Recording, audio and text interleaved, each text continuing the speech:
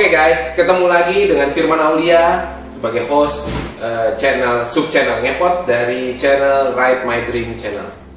Oke, di sini kita melanjutkan untuk membicarakan bagaimana itu tentang zero accident, selamat sampai di rumah, dan juga tentang defensive driving. Ini dasar yang perlu untuk keselamatan kita bersama. Dan kita sekarang kedatangan tamu, salah satu master training people development. Nah, di sini mungkin kita bisa bahas dan bincang-bincang mengenai lalu lintas, zero accident, dan juga tentang trainernya sendiri nih. People development ini seperti apa?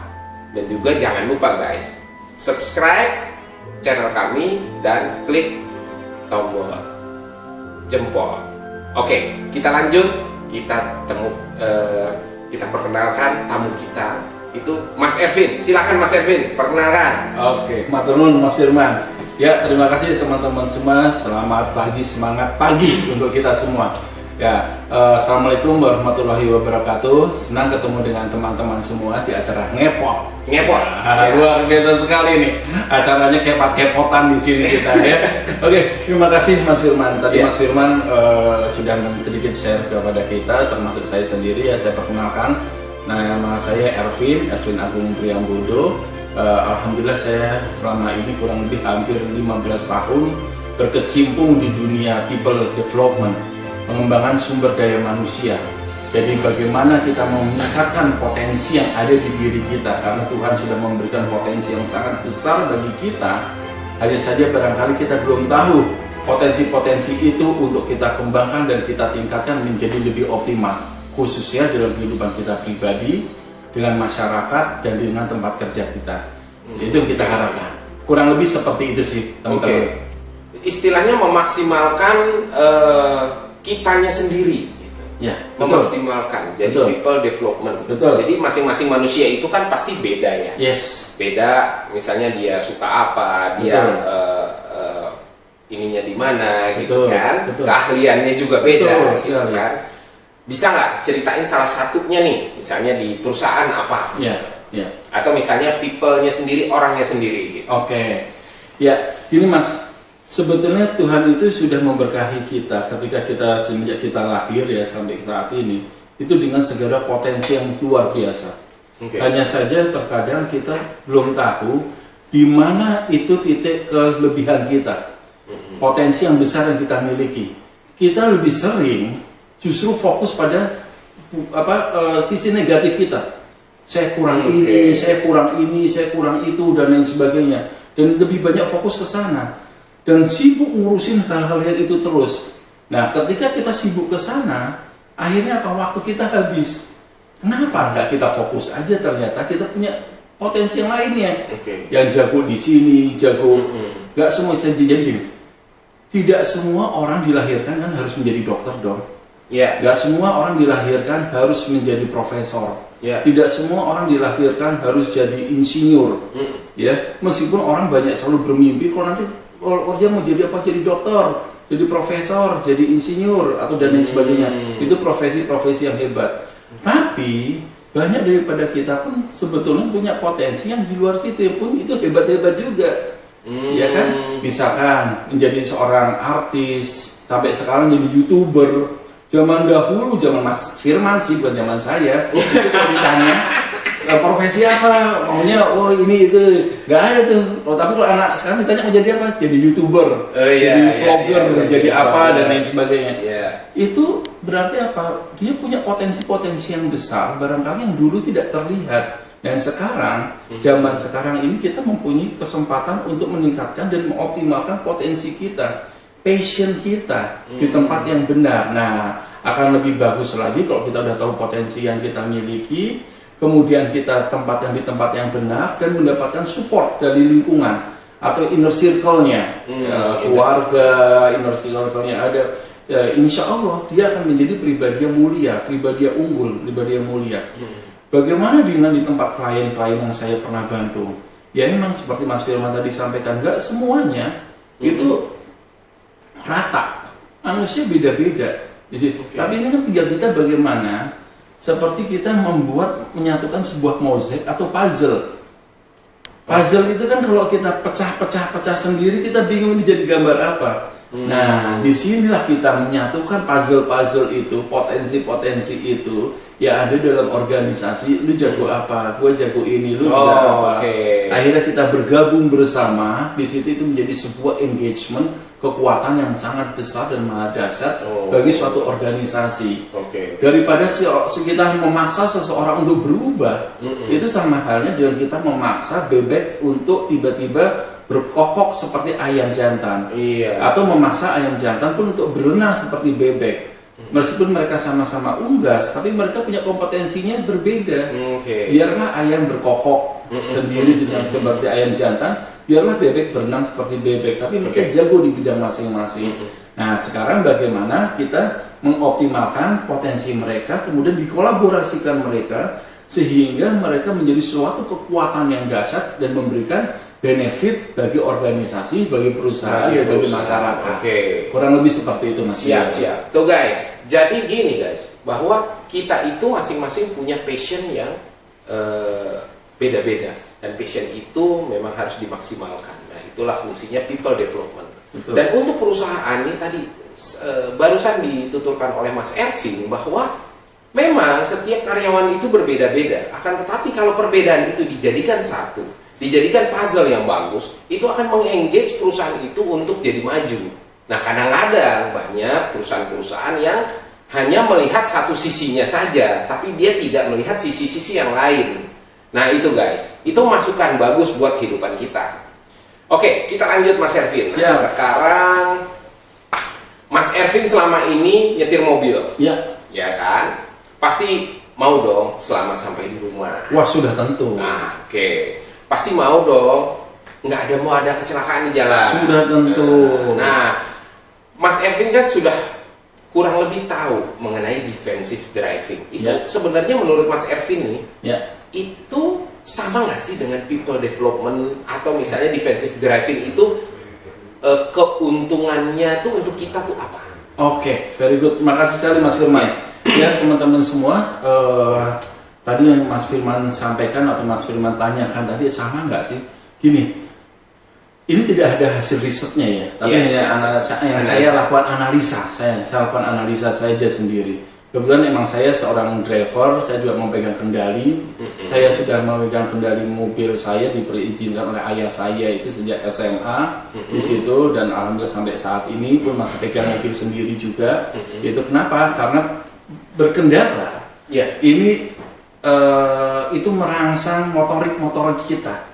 Apalagi kalau yang zaman dahulu nih berkendara dengan yang manual, itu sebetulnya aktivitas yang luar biasa loh. Apa? Karena kita memaksa merangsang saraf otak kita untuk berpikir dengan pikiran bawah sadar kita. Coba bayangkan Mas Fir, kalau orang yang sudah biasa berkendara dengan benar, mau belok kanan, itu otomatis saya langsung jalan, belokin ke kanan. Apakah otak memberikan perintah, Pak, Mas belok kanan Mas, nyalain sen? Enggak, atau itu otomatis saja cetek belok kanan. Ya terus jadi tiba-tiba kita barangkali mau dari kecepatan tertentu, mau ngerem atau apa, injek kopling, injek rem, harus seirama ini, itu nggak ada itu sudah refleks aja di situ ya. Dan itu kan menggerakkan organ tubuh kita sebelah kiri dan sebelah kanan bersama-sama, itu bermain sendiri. Udah refleks aja semuanya. Itu berkendara itu kalau saya lihat dari sisi situnya, itu menstabilkan tubuh kita, itu bagus sekali di situ ya. Nah, bagaimana dengan di perusahaan atau di organisasi? Saya hanya melihat dalam beberapa yang saya lihat ini di analisa saya, kok ada kemiripan ya gaya orang berkendara dengan beberapa kalau ketika dia di tempat kerja atau organisasi. Ada nih yang berkendara kalau naik mobil anteng jumentem aja, di belakang mobilnya diem anteng aja. Saya lihat pas di tempat kerja anteng aja, damai. Jadi ada orang yang berkendara cuk gitu. Saya lihat di tempat kerja, emang kayak gitu juga gayanya. Tapi ada juga yang ambil garis kanan dan lakson terus, pasang hongnya tuh terus. Saya lihat, ada juga yang kayak gitu ya, emang sama di situ ya. Nah, terus ada juga yang maaf ambil jalur kiri, bahu jalan. di tempat kerja, oh dia benar juga risk taker juga ya, Risk taker. ambil resiko juga, dia berani ambil resiko. Jadi saya hanya melihat, oh kayaknya ada ya hubungannya antara perilaku seseorang berkendara dengan perilaku seseorang ketika dia di tempat kerja. Nah, ini kan sebetulnya di lalu lintas, di berkendara, kita kan sudah ada aturan-aturannya ya Mas. Betul, betul. Do and don'ts-nya boleh dan tidak boleh. Karena berapa? Betul, seperti Mas Jaraknya Firman harus berapa? Betul, karena kata seperti Mas Firman tadi sampaikan, sehebat apapun, sejago apapun Mas Ervin berkendara, pasti Mas Ervin kan ingin pulang ke rumah dengan selamat. Bener nggak? Ya Betul. kan di situ kan. Nah itu dia, dalam berkendara ini pun sudah tentu kita ya harus ikutin aturan. Iya. Ya. Aturan supaya apa? Kita bisa pulang dengan selamat, nyampe Iya. tujuan dengan selamat. Apalagi kalau kita sebagai yang pegang kendali. Kayak kalau sendirian saja ya harus berhati-hati, apalagi kalau kita di belakang banyak penumpang. Ya. Itu kan seorang driver itu di perusahaan seperti seorang leader, Ya. seperti seorang CEO-nya. Di situ dia bertanggung jawab bukan hanya pada dirinya, tapi bertanggung jawab juga terhadap orang-orang yang ada di sekitarnya. If something happen karena kelalaiannya dia, karena kecerobohannya dia, yang celaka kan bukan hanya dia sendiri, Penumpangnya juga. perusahaan juga, rugi. perusahaannya juga. Nah Iya. itu sama teman-teman halnya di sini dengan apabila kita dalam suatu perusahaan, gaya perilaku kita, ya attitude kita, sikap kita yang barangkali tidak mengikuti kaidah-kaidah yang benar dalam organisasi, do and don'ts-nya, ya sehingga kita melanggar aturan-aturan, melakukan fraud, ya melanggar integritas. Nah itu berbahaya, sehingga organisasi akan menjadi rugi nantinya. Siap. Oke, jadi kurang lebihnya hampir sama perilakunya, dan perilaku ini memang di perusahaan juga harus dijaga, apalagi di jalan raya guys, karena kalau misalnya di jalan raya itu lebih banyak risknya dibanding perusahaan. Nah itulah guys, makanya fungsinya defensive driving itu ialah untuk menjaga kita dan menjaga keluarga kita untuk selamat sampai di rumah, aman berkendara, zero accident. Nah, satu lagi nih Mas, pengalaman apa sih yang Mas lihat nih untuk lalu lintas kita nih? Pernah lihat hal aneh-aneh apa nggak pengendara? Karena saya sendiri melihat kalau untuk people development, sorry nih, ya misalnya saya sering lihat misalnya ibu-ibu naik motor atau misalnya supir bajai, itu hanya supir bajai dan Tuhan yang tahu kapan dia belok gitu kan. Jadi dia belok dulu baru kasih sen kanan, pakai tangan gitu kan. Nah itu, contoh seperti itu. Ada nggak pengalaman? Ya sudah pasti benar Mas Fir. Ya komunitas sen kiri belok kanan. Iya, komunitas sen kiri belok kanan, ya kan. Jadi kalau udah ke kiri habis itu nggak jadi ke kanan. Iya, subhanallah, itu tiba-tiba bikin kaget-kaget gitu. Iya. Tapi saya lihat juga bukan hanya itu Mas, tapi bagaimana kita dalam hal perilaku ya, masalah perilaku yang saya lihat, di mana emang sudah selayaknya seharusnya kita tertib di aturannya masing-masing. Misalkan ya udah kalau berhenti ya berhenti, nggak boleh injek marka, nggak boleh injek marka, tapi kadang bablasin. Iya. Dan barangkali juga kita ini semangat ya, terlalu bersemangat. Jadi kalau lampu merah itu kali berpikir merah adalah berani. Lampu start. Terus jadi lampu start itu kan merah itu bukan lampu start ya. Merah berani, putih suci. Iya. Nah, jadi ketika melihat lampu merah tuh teman-teman, itu wah harus kita sikat. Iya. Ya maaf nih Bang. Jadi ya itulah, udah lampu kuning masih dia perilakunya kita ya, betul. Ya. Mau lampu dan lampunya kuning tetap aja justru lampu kuning pasti digenjot. Iya. Atau juga yang sering saya rasakan juga justru ya ini, saya mau belok kanan, saya sudah ngasih sign, minta jalan. Dari jauh tuh kelihatan kosong. Tapi pas saya kasih sign justru dia ngebut di situ. Ya, dia mau ngasih jalan. Ya, itu. Alamak di situ ya. Perilaku itu memang sering terjadi. Iya. Sering sekali bahwa memang antar pengendara itu tidak menghargai. Betul. Tidak istilahnya biarpun mereka melihat tanda, tapi mereka tidak berhitung. Betul. Nah itu yang ya itu kan disayangkan ya, Iya, disayangkan. para oknum-oknum atau yang melakukan hal-hal yang tersebut itu kan pasti akan merugikan diri sendiri dan juga pengguna jalan yang lainnya. Di situ apalagi kalau sampai terjadi eksiden, itu kan, aduh itu pasti ruginya sana sini. Itu yang kita tidak harapkan. Ya kurang lebih seperti itu sih Mas. Kalau saya yang saya sering lihat di lapangan itu kayak gitu. Ya perilaku lebih banyak pada masalah perilaku. Di situ perilaku. Entah saya nggak tahu apakah kurangnya sosialisasi atau kurangnya edukasi kepada mereka, atau kurangnya penegakan hukum kepada mereka, atau apapun di situ. Banyak faktornya. Tapi saya hanya berharap moga-moga dengan acara seperti ini Mas Fir, ya kita bisa mengajak rekan-rekan untuk berperilaku yang tertib, ya mengikuti aturan-aturan yang tertertib di sini, dan juga yang pasti yang diharapkan ada kontribusi juga bersama-sama, kolaborasi bersama-sama antara Mas Firman dan ORD di sini dengan masyarakat semuanya. Di situ ya barangkali memang tadi perlu ada sosialisasi untuk masyarakat, untuk rekan-rekan dan lain sebagainya. Ini baru di jalan raya Mas, belum kalau yang berkaitan dengan di tempat proyek. Wah, itu adalah proyek misalkan di batu bara, di tambang, itu lebih ketat lagi. Ya itu lebih, waduh itu kalau sampai salah, wah rusuh itu ya. Dan di sana juga bannya bukan bannya mobil yang diceperin, tapi bannya emang kadang gede-gede setinggi badan kita. Orang nggak kelihatan di situ. Nah itu kan butuh benar-benar keahlian.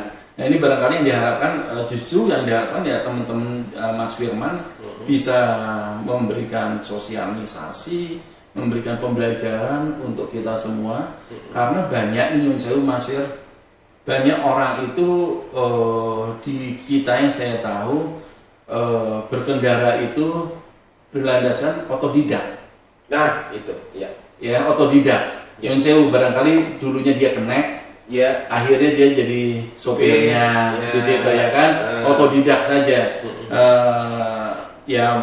Ngambil mobil, nyolong dikit mobil orang tua, ya belajar dulu baru akhirnya dia punya SIM-nya di situ. Jadi otodidak, jadi tidak ada proses learning-nya, tidak ada proses pembelajaran. Step by step-nya mereka dapat. Betul. Sedangkan kalau saya, mohon maaf, dulu saya masih ingat sekali waktu saya masih SMA.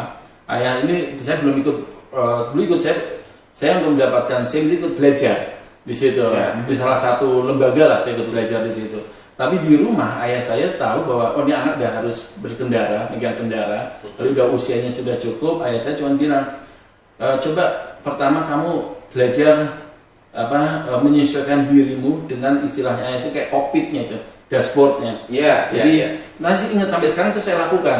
Ketika saya duduk, saya harus rapihkan sen-sennya, ini kiri kanan semuanya udah oke. Duduknya nyaman atau tidak di situ ya. Kalau zaman dulu kan saya SMA belum ada seat belt di situ ya, masih pakai sabuk diikat di perut pakai tali rafia, tapi minimal udah nyaman aja dulu. Kamu sudah nyaman di situ dan itu kebawa sampai sekarang. Terus pembelajaran dulu saya masih ingat dari orang tua saya, ayah saya, sebelum boleh bawa mobil harus bisa bongkar ban. Kalau dulu ayah saya bilang harus juga boleh bongkar ban. Kenapa harus bongkar ban? Lah nanti kalau kamu jalan sama pacarmu, kalau kamu jalan sama ibumu, kalau tiba-tiba ada kejadian di jalan, masa pacarmu sama orang lain ikut, terus kamu ketinggalan kan? Jadi maksudnya teknis-teknis kecil itu harus dikuasai. Di situ yang kita harapkan. Kalau seperti itu Mas, pembelajaran itu. Siap kalau gitu, Mas Ervin. Oke guys, ini tadi sudah bincang-bincang masalah berkendara zero accident defensive driving dengan Mas Ervin, Master Trainer People Development. Nah, di sini ada kiat-kiat bahwa ini sangat penting, zero accident, taat peraturan lalu lintas. Orang kalau misalnya mau berlalu lintas, tolong jangan hanya tahu menyetir saja, tapi bagaimana defensifnya juga harus dijaga. Rambu-rambu juga harus dihafalin. Dan terakhir, perilaku berkendara saling menghormati antar pengendara yang lain. Itu sangat penting. Mari kita jalankan defensive driving, zero accident, selamat sampai tujuan di kehidupan kita. Sampai ketemu lagi guys di channel Ngepot. Oke. Sampai ketemu lagi di channel berikutnya. Habis.